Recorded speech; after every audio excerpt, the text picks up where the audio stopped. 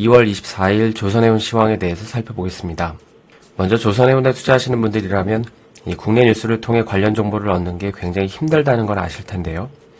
그런데 시대중공업 멤버십 서비스를 이용하시면 이러한 블룸버그에 더해서 트레이드윈지나 다른 유료 서비스를 통한 정보를 실시간으로 받아볼 수 있습니다. 특히 이러한 유료 사이트를 통해서 제공되는 정보만 하더라도 이 멤버십 비용보다 크게 저렴하기 때문에 많은 분들의 관심을 부탁드립니다. 오늘은 블룸버그에서 나온 기사 한 가지와 탱커 빅사이클 논리에 대해서 좀 살펴보려고 하는데요. 먼저 이제 블룸버그에서 이런 기사가 나왔는데 제목은 이 해운 시장이 또 다른 붐을 맞이할 거라는 것입니다. 이제 그 이유는 한 문장으로 정리하면 이제 이런 건데요. 하나는 중국의 경제 재개와 또 하나는 우리가 잘 아는 낮은 오더북 때문입니다.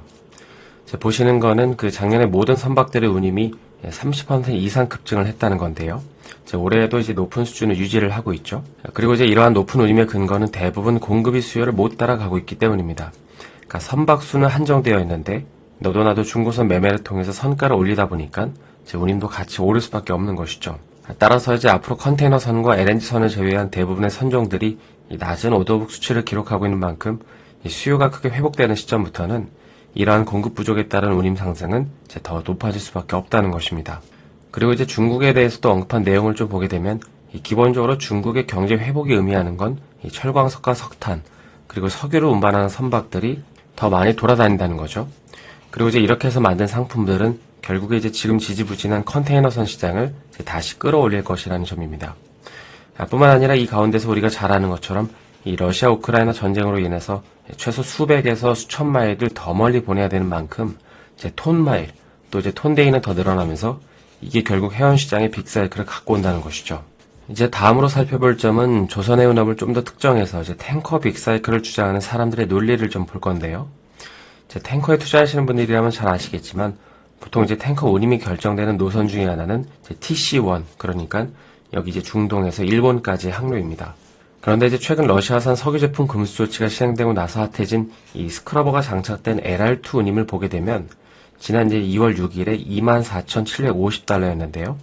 이게 이제 2월 21일 기준으로 69,000달러까지 크게 늘어났습니다.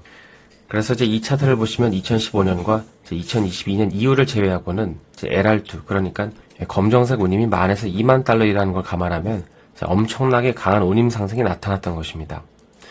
그럼 이제 현재 탱커 선사들은 이렇게 번 돈을 다 어디다가 쓰고 있을까요? 작년부터 탱커 선사들은 아쉽게도 선박 발주를 하기보다도 이러한 강한 운임을 필두로 빠르게 부채 상환을 하고 있죠.